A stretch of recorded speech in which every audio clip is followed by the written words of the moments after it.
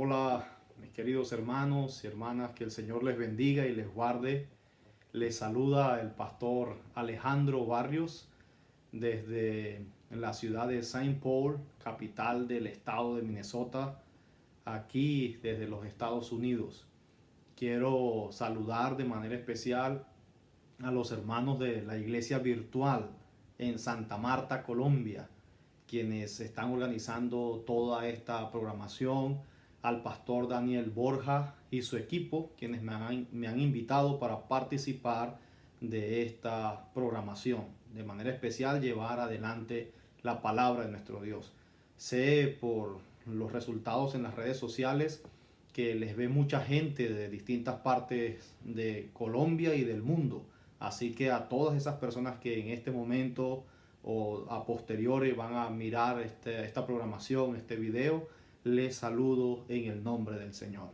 Les invito a buscar sus Biblias o encenderlas en sus celulares y estar listos entonces para pedir la bendición de Dios e iniciar el estudio de la palabra en esta mañana. Vamos a orar.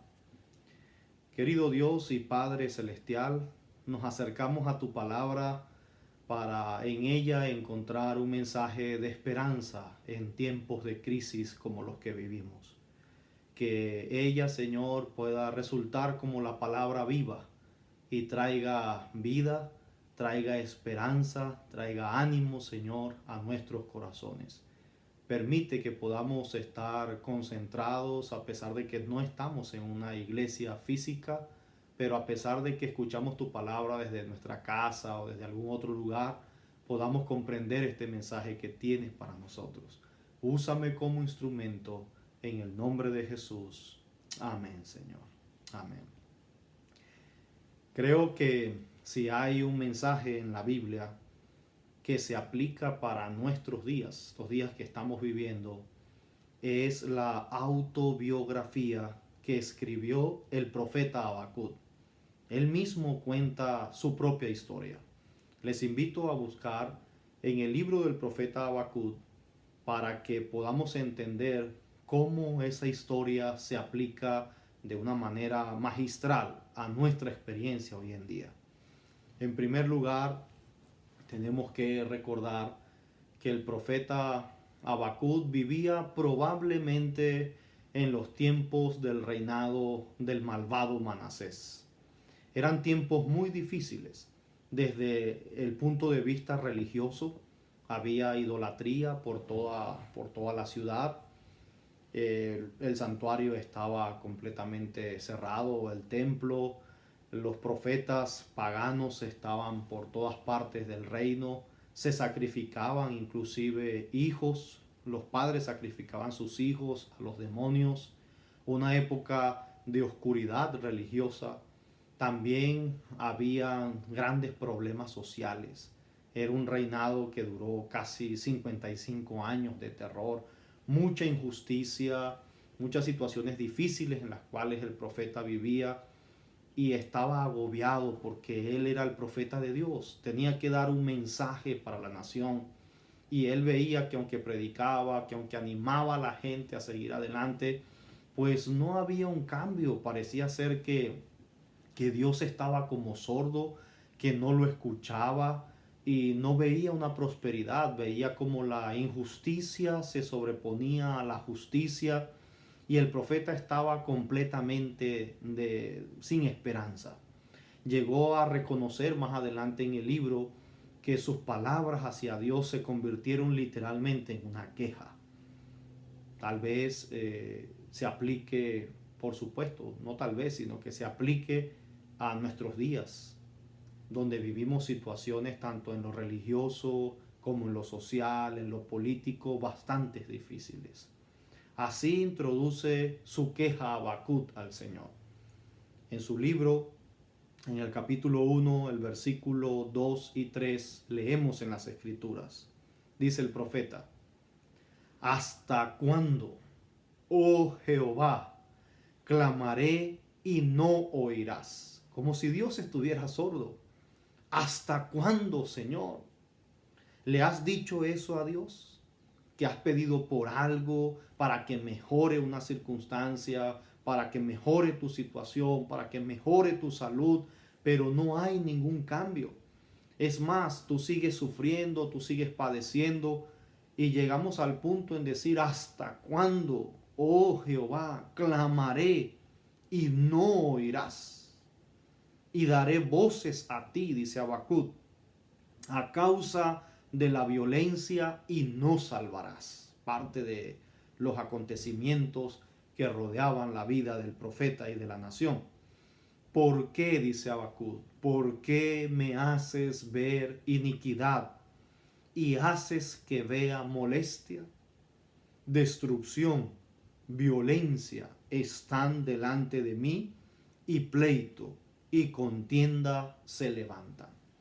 Este es el clamor de un hijo de Dios que está esperando que las cosas mejoren, que las circunstancias cambien a su favor, que los tiempos vuelvan a enrumbarse a como eran anteriormente a ese periodo, que la gente pueda estar tranquila, que la gente pueda estar segura, pero no ve ningún cambio.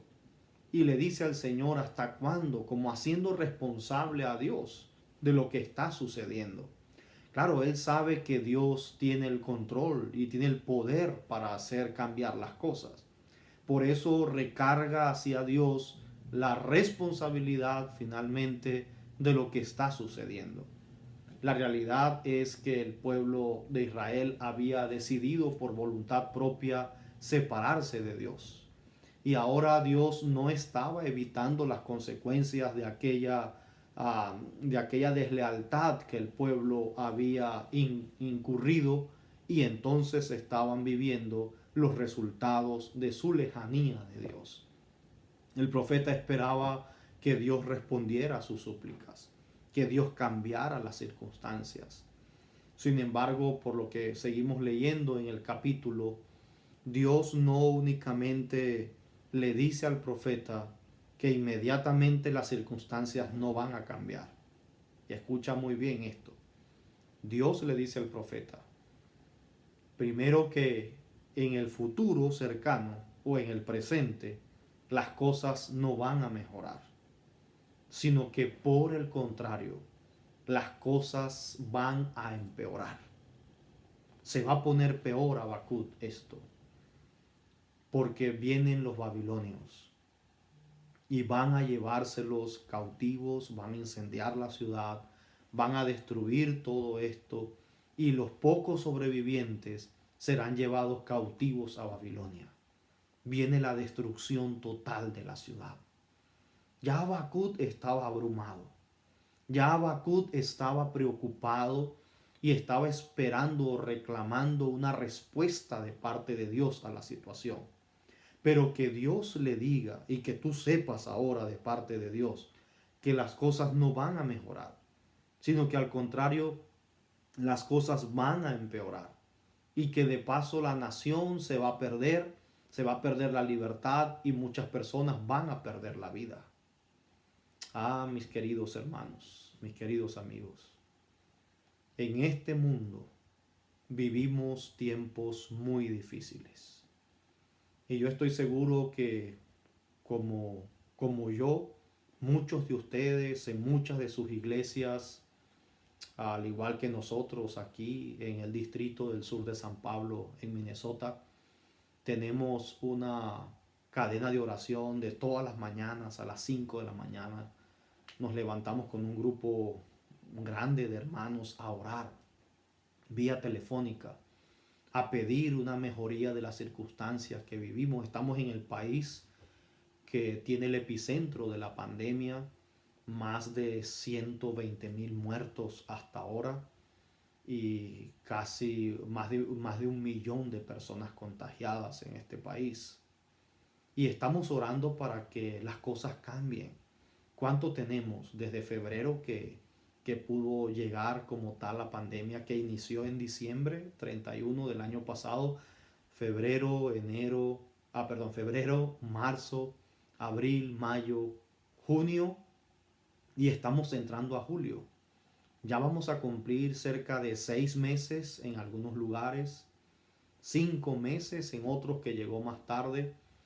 Y cuando estamos pensando que estamos saliendo de esta dificultad que vivimos, de este encierro, del distanciamiento social, nos damos cuenta que hay un rebote o un rebrote de la enfermedad, que viene una segunda ola, no es ni siquiera que viene, que ya comenzó. Y ustedes allá en Colombia nos podemos dar cuenta que nuestro continente americano es el nuevo epicentro mundial de la pandemia, de los continentes que hay. Y que Latinoamérica, de manera especial, esa zona del continente está siendo también, se está convirtiendo en el ojo de esta tormenta. Cuando después de tantos meses de confinamiento, cuando después de haberse bajado nuestros ingresos, de haber perdido mucho trabajo y tantas dificultades, pensamos que ahora las cosas van a ser mejores, que van a cambiar y ahora sí, porque comienza la cosa a empeorar mucho más que al inicio de esta enfermedad. Vemos que cuando estuvo la pandemia en su pleno apogeo, no perdimos seres queridos, pero los estamos perdiendo hoy en día. Mientras yo les estoy conversando a ustedes, hay un pastor aquí en Minnesota que ya está enterrando a su segundo hermano de sangre, a causa de esta enfermedad. Hay familias en las cuales han enterrado 3 o 4 miembros de esa familia a raíz de esta misma enfermedad. Y cosas que no sucedieron cuando era la parte fuerte de la pandemia, sino que cuando pensamos que se estaba yendo, ahora es que está pegando mucho más fuerte. Es difícil porque causa como una especie de frustración, causa como una especie de impacto. El hecho de tú haber aguantado, soportado algunos meses y pensar que está saliendo cuando no está saliendo, sino que estamos terminando de entrar, por así decirlo. Imagínate al profeta que está esperando un cambio social, que está esperando un cambio religioso, una intervención divina para que las cosas mejoren. Y Dios le dice, no, no va a mejorar, se va a poner peor. Esto se va a poner peor. Hermanos, y de acuerdo a las profecías bíblicas, nos engañamos si nosotros pensamos que en este mundo va a haber una mejoría. La tierra, de acuerdo a las palabras de Jesús, cuando Él se refirió a las señales de los tiempos, o del tiempo del fin, o señales de su venida, dice que sería como los dolores de parto de la mujer. Y cuando una mujer ha entrado en dolores de parto, como Jesús refirió los momentos finales de su venida, suceden dos cosas, o puede suceder una de dos cosas. En primer lugar, que el proceso de parto de la mujer sufra algún percance y la criatura muera. Y en segundo lugar, lo más lógico, lo más natural, después que una mujer ha entrado en su proceso de parto, es que el niño nazca. Eso sí, las contracciones, el dolor es cada vez más intenso y sucede en un intervalo de tiempo menor. O sea, en menor tiempo se sufre intensamente hasta que llega el alumbramiento. Si a la mujer se le redujeran los dolores, si la mujer esquivara ese proceso de contracciones, ese proceso de parto, entonces la vida del niño estaría afectada. Es inevitable. Las señales del fin del mundo son inevitables porque queremos que venga Cristo Jesús, que amanezca el Señor Jesucristo, que amanezca la mañana de oro. Y si nosotros estamos esperando a Jesús, tenemos que ser conscientes que estamos en un trabajo de parto espiritual el mundo. Y esto se pone peor. Nuestra esperanza, sí es cierto, está en su aparición. no en un milenio de paz que vamos a vivir aquí o una era de tranquilidad. Si estamos esperando, como la mujer está esperando el nacimiento de su hijo, tiene que esperar dolor. Aunque le dijeron que será un parto natural, probablemente tengan que abrirle su vientre y extraer al niño por algún tipo de complicación. Probablemente ese niño al nacer la va a desgarrar y va a ser un dolor intenso y van a tener que coserla nuevamente. Tal vez las mujeres que me están escuchando y ya pasaron por una experiencia tan difícil como esta, solamente ustedes son las que pueden entender mucho mejor lo que yo estoy diciendo. En un parto cualquier cosa puede suceder y está incluido el dolor, está incluido el sufrimiento, está incluido la expectativa. La venida de Jesús a este mundo incluye en todo ese tipo de cosas. Por eso Dios con amabilidad, con cariño, no va en contra de, ni está recriminando a su profeta por la queja que está haciendo. Dios comprende la situación de Habacuc, pero le dice, no esperes mejorías. Las cosas se van a poner peor. Y yo no soy un profeta de desastre en esta mañana para ustedes, hermanos en Santa Marta y los que me ven a nivel del mundo por este buen programa que ustedes tienen o esta iglesia virtual. Solo quiero que entiendas que si vamos a ver a Jesús viniendo en gloria, hay señales y hay cosas que Jesús dijo que todo esto sería tan solo principio de dolores. ¿Cuál es nuestra esperanza entonces en cuanto al fin del mundo? ¿Cuál era la esperanza entonces que podía albergar Habacuc? Entonces, ¿de qué sirve ser cristiano? Algunos de ustedes pueden preguntar. Si a la final todos vamos a sufrir por igual. La diferencia es el destino final. Unos irán a la muerte eterna y otros irán a la vida eterna. La diferencia es que nosotros tenemos que mirar más allá de nuestro tiempo y de nuestro mundo y levantar nuestros ojos al cielo y entender que existe un más allá, que existe una gran promesa y que Jesucristo vendrá a este mundo a liberarnos. Sea que estemos muertos, nos resucitará. Y si estamos vivos, seremos llevados juntamente con Él al reino de los cielos. Ahora el Señor va a decirle a Habacuc, estamos en el libro de Habacuc, el capítulo 2, versículos 2 al 4. Mira lo que vamos a escuchar de parte de Dios. Y Jehová me respondió, estamos en la autobiografía de Habacuc, y dijo, escribe la visión y declárala en tablas para que corra el que leyere en ella.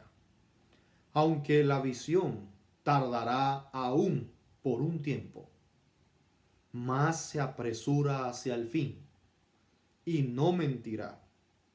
Aunque tardare, espéralo, porque sin duda vendrá y no tardará. Amén. He aquí que aquel cuya alma no es recta se enorgullece, mas el justo por su fe vivirá.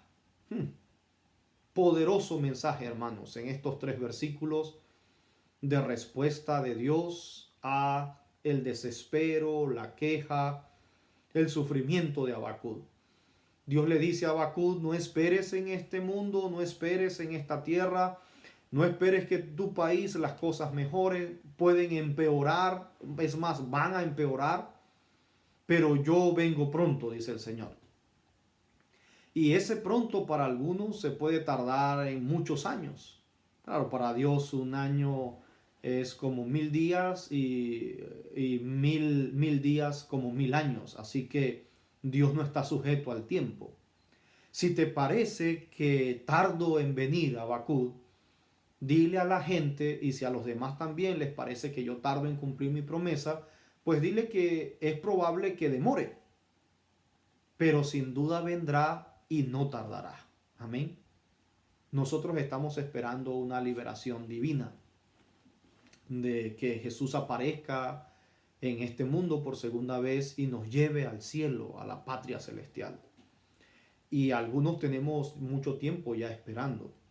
Yo soy adventista de nacimiento y desde niño me iba a dormir a la casa algún miércoles después de culto o una noche después de una gran campaña evangelística. Iba a dormir con una certeza, muchas veces. O salía un sábado de la iglesia así como mirando al cielo pensando que a las 2 de la tarde podía aparecer Jesús en el cielo. Los predicadores, los pastores, algunos predicaban del inminente regreso de Cristo cuando yo tenía 8, 9 años, 10 años, que yo me acostaba a dormir y estaba pendiente del reloj a las 12 de la noche porque yo decía, es probable que Jesús venga hoy a la medianoche. Hoy tengo 34 años de edad. Ha pasado bastante tiempo desde que tenía 8 años y Jesús no viene todavía. Muchos predicadores hoy usan esto de la pandemia para decir que es el fin del mundo y asegurar que Jesucristo viene y puede venir el próximo año. Algunos están diciendo que no pasan más de 10 años hasta que venga Jesús. Y tenemos un problema en cuanto a este tipo de predicación. Porque el poner una fecha, así sea que nosotros digamos, mira, no va a pasar esta generación hasta que acontezca. Yo no creo que envejeceremos, hermanos, sin ver a Jesús viniendo en gloria. Difícilmente nuestros hijos pequeños entrarán en la universidad. No podemos decir eso. Ese tipo de predicación que hace la venida de Jesús ya en este momento causa más frustración y daño a las personas. Porque el Señor Jesucristo no nos ha dejado a nosotros una fecha en su palabra para nosotros decir vienen 10 años, vienen 5 años. Lo de la pandemia es parte de las señales. No es exactamente el fin del mundo. Porque antes que el fin del mundo llegue y antes que Jesucristo aparezca en las nubes de los cielos, ¿por qué no puede ser hoy, esta noche, que va a venir Jesús? ¿Por qué no puede ser mañana? Porque hay todavía acontecimientos en el mundo religioso que tienen que cumplirse antes que Jesucristo venga por segunda vez. Acontecimientos tales como la ley dominical nacional en los Estados Unidos. Acontecimientos tales como que se decrete el día domingo como día único de reposo absoluto en el mundo entero. Después de ser una ley nacional en el país más protestante de todo el mundo, los Estados Unidos, la profecía en Apocalipsis 13, 14, dice que el decreto se convertirá en algo mundial. En tercer lugar, todavía falta ver el derramamiento del Espíritu Santo en lluvia tardía para la iglesia de Dios y el Evangelio se ha predicado en todo el mundo. Y también todavía falta el cumplimiento de ver ese movimiento especial de Dios alcanzando a sus hijos mientras el diablo emite un decreto de muerte sobre los siervos de Dios. Faltan ver las 7 plagas postreras, que se retire el Espíritu Santo de la tierra y entonces aparezca Jesucristo viniendo en gloria. Yo no digo que estos serán acontecimientos donde tienen que pasar muchos años más, no, porque recuerden que un proceso de parto es intenso, doloroso, rápido. Entonces estas son cosas que pueden suceder en cuestión de días, en cuestión de meses, pero también es injusto nosotros estar diciendo, los niños van escuchando. Imagínense un niño que usted tiene ahorita de 8 años, 9 años, con esto de la pandemia. Y usted le dice, esto es porque Jesús viene. Y ya, y ese niño llegamos al 2040. Y ese niño ya es un jovencito casi adulto. Y decía, no, si en tiempo de la pandemia mi mamá decía que en la pandemia del coronavirus, que iba a venir Jesús. No se frustra en la esperanza. No centre su fe únicamente en una inminente venida de Jesús. Porque de acuerdo a lo que dice Jehová aquí en su palabra, y leímos en Habacuc, capítulo 2, es probable que la promesa tardare. En cuanto a tu experiencia de vida, la mía y los años de vida que nos toque vivir en este mundo, puede ser que para nosotros la promesa tardare. Pero si tarda, espéralo. Porque sin duda Él vendrá. Jesucristo vendrá. Que tu fe, que mi fe, nuestra fidelidad al Señor, no se base únicamente en una inminente o no venida de Jesús a este mundo, sino sea una relación de estar preparados todo el tiempo, sea porque nos llegue la muerte en cualquier momento y porque esa es la experiencia de amor de los hijos de Dios. Estar preparados no para cuando llegue, sino estar preparados porque le amamos y queremos estar viviendo con Él todos los días en nuestra experiencia. Por eso el Señor quiso que Habacuc escribiera esto y que tú lo supieras, que lo sepa yo y podamos albergar esperanza de parte del Señor en nuestros corazones. Y Jesucristo dijo, mas el justo por su fe vivirá. ¿Cuál es la condición para poder estar firme en pie si Jesucristo tardare algunos años más en venir a este mundo?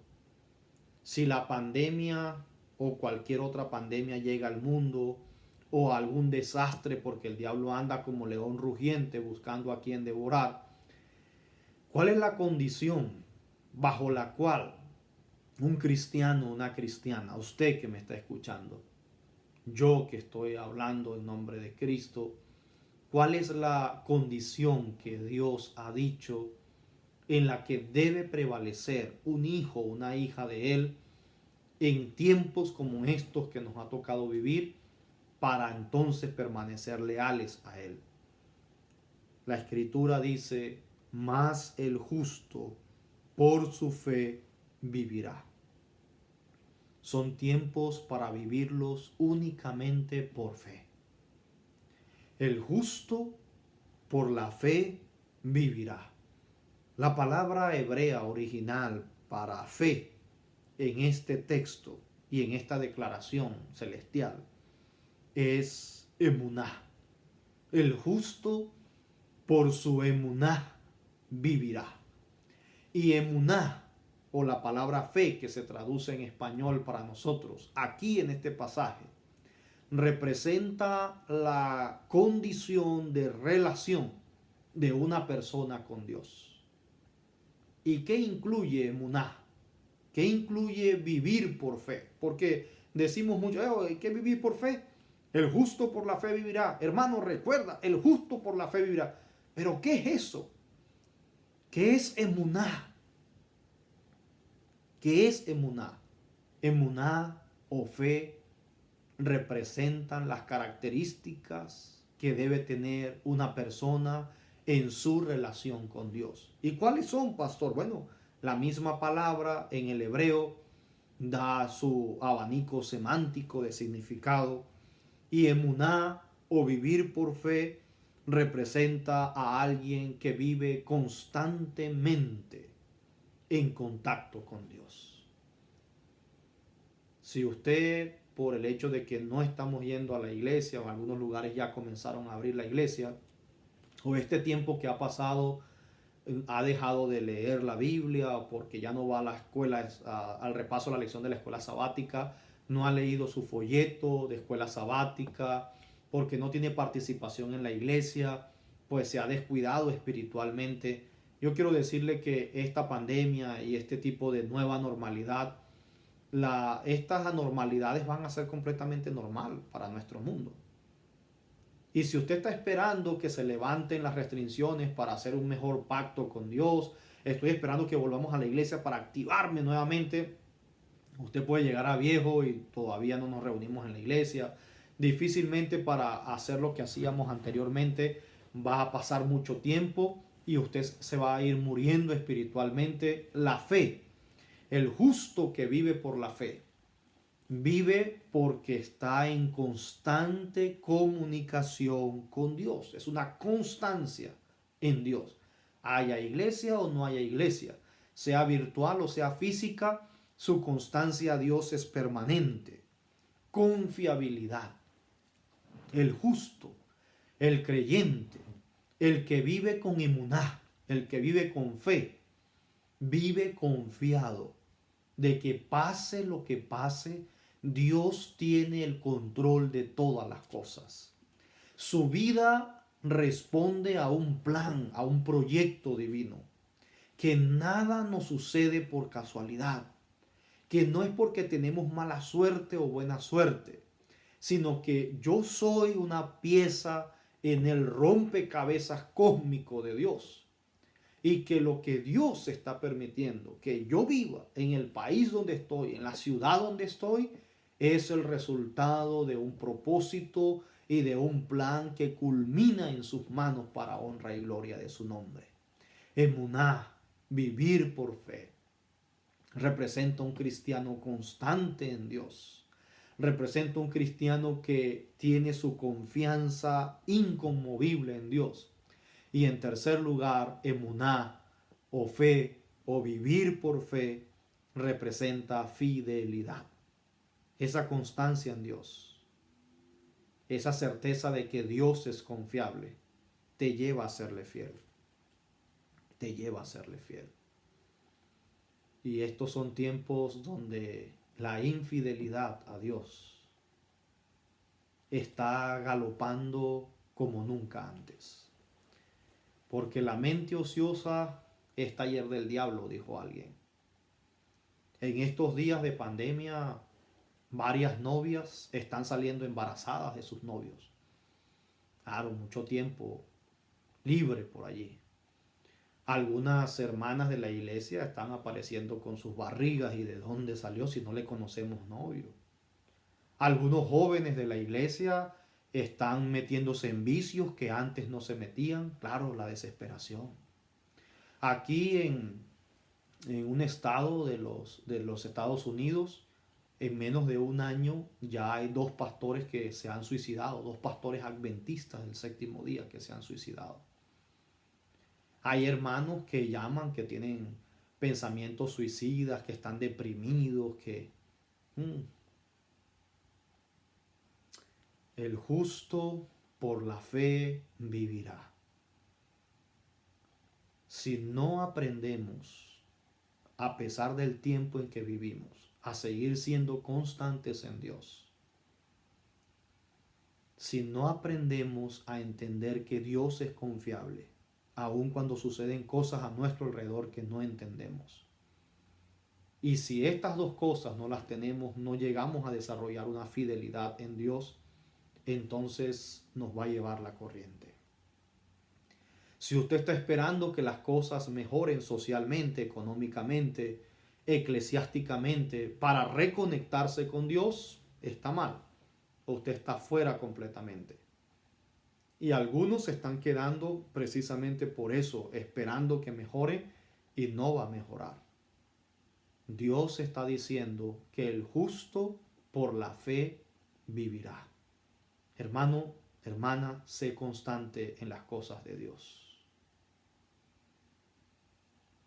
Que nada ni nadie te haga dudar de que Dios sigue siendo confiable. Y en tercer lugar, fortalece tu fidelidad en el Señor. Cuando a Habacuc se le dijo todo esto de parte de Dios, que las cosas no iban a mejorar, sino que iban a empeorar, y que muchos iban a ser sacudidos en su fe por el hecho de ir esclavos a Babilonia y tantas otras cosas más que venían. La actitud de Habacuc fue en Habacuc capítulo 3 versículo 2. Oh Jehová, dice él. Oh Jehová, he oído tu palabra y temí. Sí, al principio es fuerte el mensaje. Oh Jehová, entonces hace un pedido. Aviva tu obra en medio de los tiempos. En medio de los tiempos hazla conocer. Y en la ira acuérdate de la misericordia. A Habacuc no le queda otra sino orar por la iglesia, orar por el pueblo y pedirle al Señor: Señor, aviva tu obra, aviva tu obra. Y en estos momentos algunos de nosotros podemos elevar esta oración como Habacuc: Señor, aviva nuestra iglesia en Santa Marta, aviva a cada familia, aviva a cada amigo, a cada amiga que nos mira a través de esta transmisión de la iglesia virtual. Pero hermanos, en vez de únicamente orar para que el Señor avive a otros, hoy te invito también a que te concentres en ti mismo. Y cuando digo esto es en el buen sentido de la expresión. No únicamente te pongas a orar de que el Señor avive a otros, tú también tienes que ser avivado. Yo también tengo que ser avivado. Porque nos estamos preocupando por los que no se están conectando, por los que no estamos viendo, por los que no están participando de una u otra forma en las actividades virtuales. Pero preocúpate por ti. Preocúpate por ti mismo, por tu familia.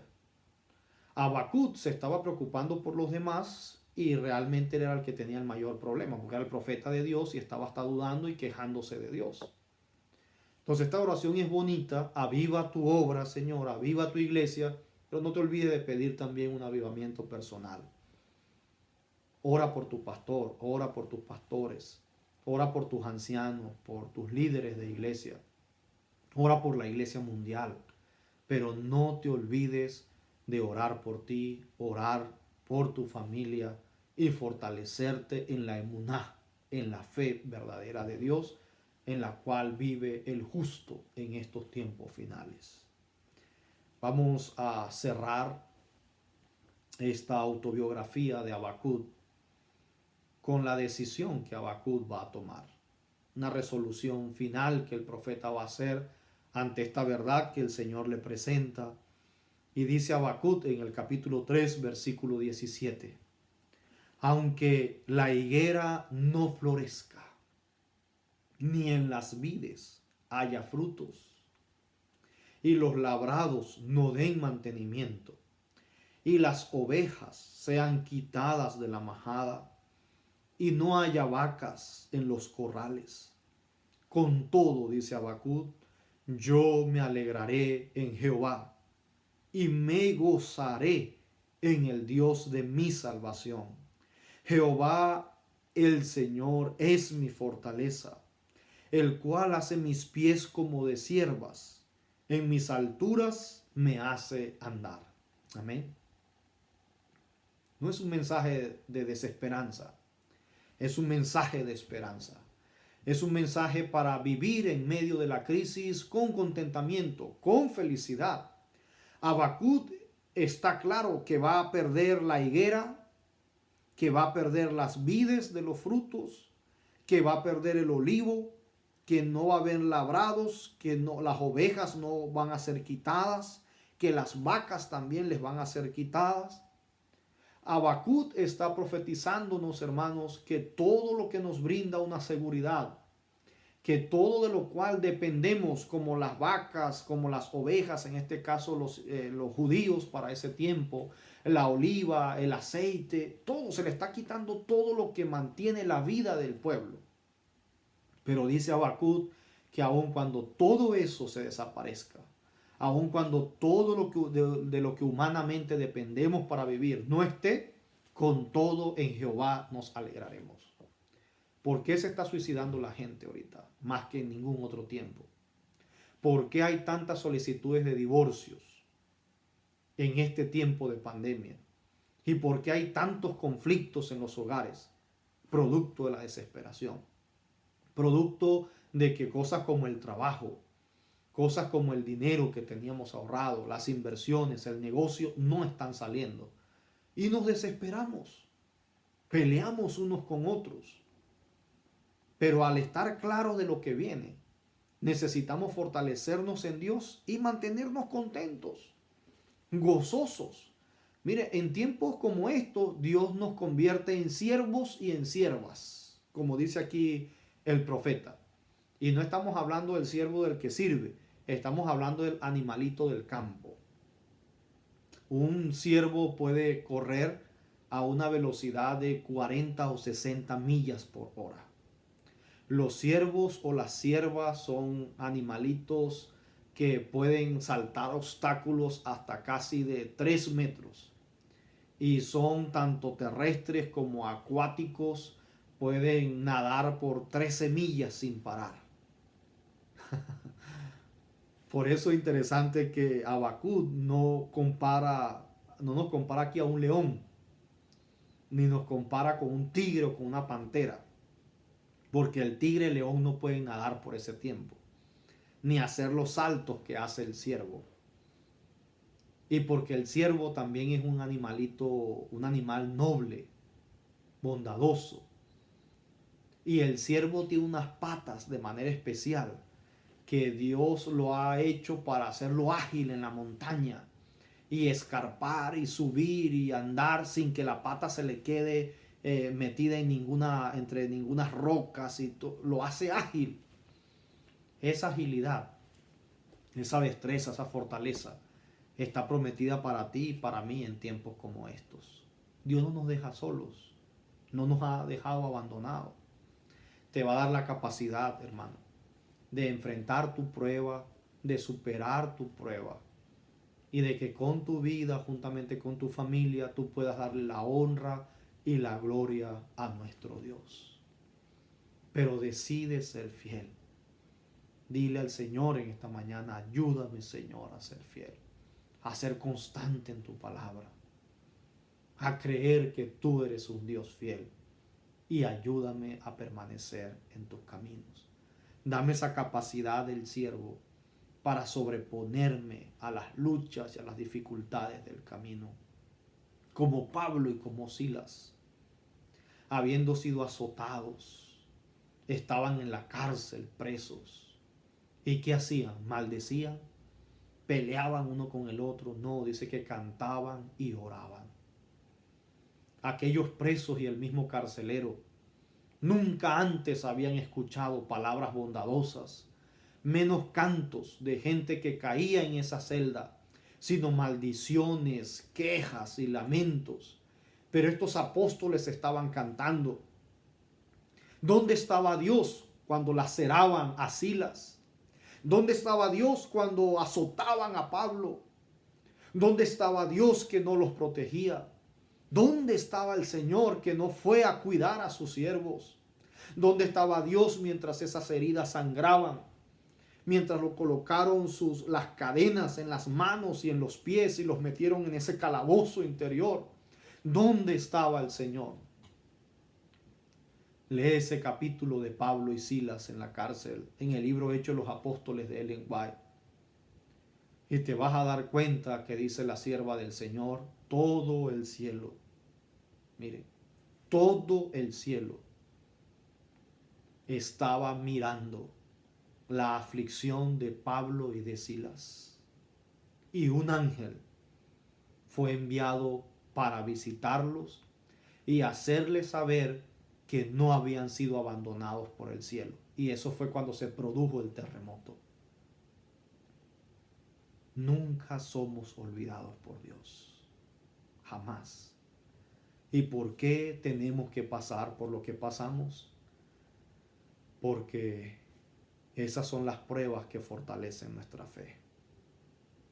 Porque a raíz de aquel testimonio, toda una ciudad fue ganada para la causa de Dios. Los presos que estaban en la cárcel fueron convertidos. El carcelero que cuidaba a los apóstoles fue convertido. Y el carcelero y su familia fueron bautizados. Que si nos toca sufrir por el Maestro, que si nos toca enfrentar momentos difíciles, podamos hacerlo con gozo en el corazón, con confianza, con fe y con fidelidad. Mis queridos hermanos en Santa Marta, en el mundo entero donde nos están mirando, que Dios nos ayude a ser un Habacuc, que a pesar de que nos hemos quejado del confinamiento, pesar que de una u otra forma hemos hecho responsable a Dios por lo que Él no ha evitado que pase, nosotros podamos vivir abrazados a Dios. Y eso es lo que significa el nombre hebreo Habacuc, el que abraza, el que abraza, el que se aferra. Vive abrazado a Dios, vive aferrado a Dios. Que el Señor nos dé las fuerzas para hacerlo y nos permita glorificarlo en todo momento. Vamos a orar. Querido Dios y amante Padre Celestial, gracias por tu palabra y por un mensaje tan sincero, Señor, como este. Ayúdanos, Señor, aun cuando perdamos todo lo que nos daba estabilidad y sustento, a poder decir: en el Dios de mi salvación me gloriaré, en Dios me gozaré. Danos la fuerza, Señor, para vivir este tiempo en emuná, en fe, en constancia en nuestra relación contigo, viéndote como un Dios confiable a pesar de lo que permites que pasemos, y vivir una vida de fidelidad hacia ti. Bendice al pastor Daniel Borja, bendice a Juan Tebre, Señor, y a todo el equipo de esta iglesia virtual, y a cada hermano, a cada hermana de la iglesia Santa Marta, y a todos los que han visto esta transmisión.